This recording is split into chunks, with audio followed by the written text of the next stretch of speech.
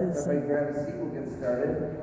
And this is a 2015 Food Sovereignty Diana Prize and I would Award like to Ceremony. thank everyone for attending the 7th annual Food Sovereignty Prize Ceremony here in Des Moines, Iowa.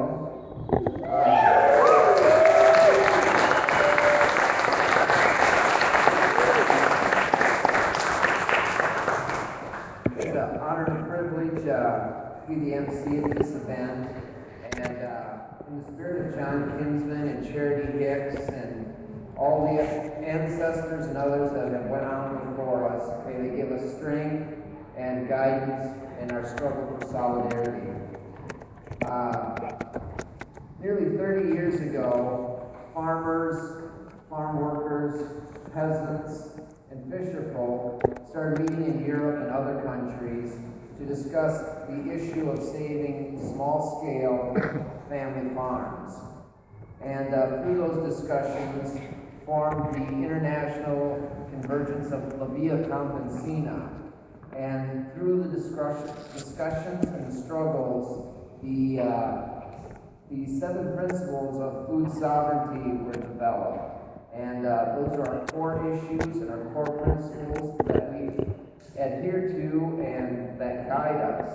And those 7 principles being, number 1, food is a basic human right. Number 2 is agrarian reform. Number 3 being protecting our natural resources. Number 4, reorganizing food trade. Number 5, ending the globalization of hunger. Number 6, being social peace. And number 7, giving us all democratic control. And so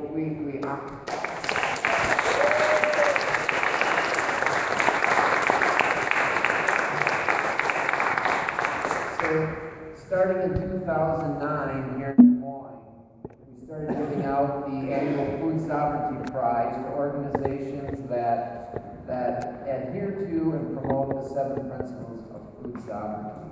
So with that, I'll turn it over to Diana. Thank you. And Joel, you want to introduce yourself? Tell us where you're coming from? Sure. Joel Greeno, Kendall, Wisconsin. My family has farmed and worked there since 1872. Brief stay 1871 here in Iowa, but way too flat, so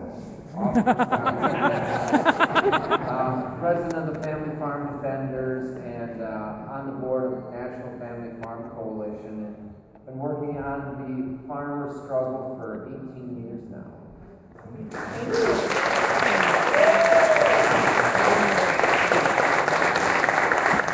I'm honored to be here at the 7th annual Food Sovereignty Prize. I'm honored to be co-emceeing here with Joel Greeno. It's a great honor and pleasure.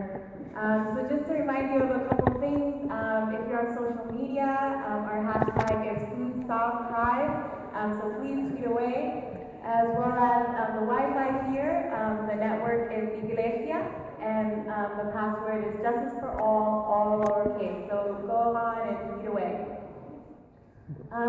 So I'm Diana. I'm with the Food Chain Workers Alliance, which is a national coalition of unions and worker centers who are advocating for workers along the food system.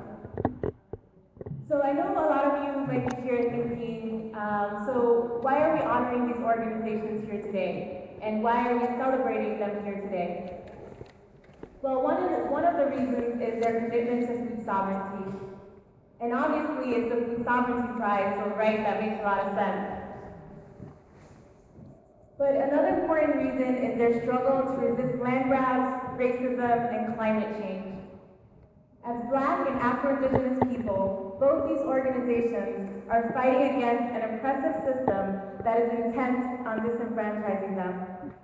Last night, the participants of the 3rd annual U.S. Food Sovereignty Alliance Assembly participated in a Jornada Internacionalista, a journey of global struggle, from Europe to Asia. During this ritual, something stuck with me that really articulates why we are honoring these groups here today. During our stop in North America, we recited an Asada Shakur chant that went like this. It is our duty to fight for our freedom. It is our duty to win. We must love and support each other. We have nothing to lose but our chains. And that is what we are doing in this fight for food justice, food sovereignty, and climate justice. We are fighting for our freedom, and we are loving and supporting each other. We are determined to win because it's the only way we will lose our chains. If we truly believe that another world is possible, we must honor and acknowledge the groups who are most impacted by these issues, and not only stand in solidarity with them, but take leadership from them. Thank you.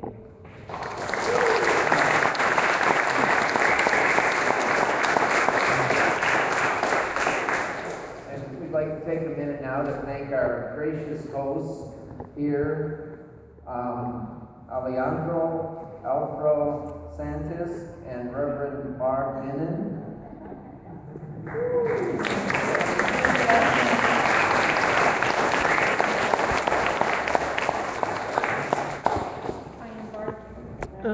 Might have to turn it on. Now I have it on. Now I'm on. I'm absolutely thrilled to welcome you all to Trinity United Methodist Church and Las Americas, Comunidad de Fe.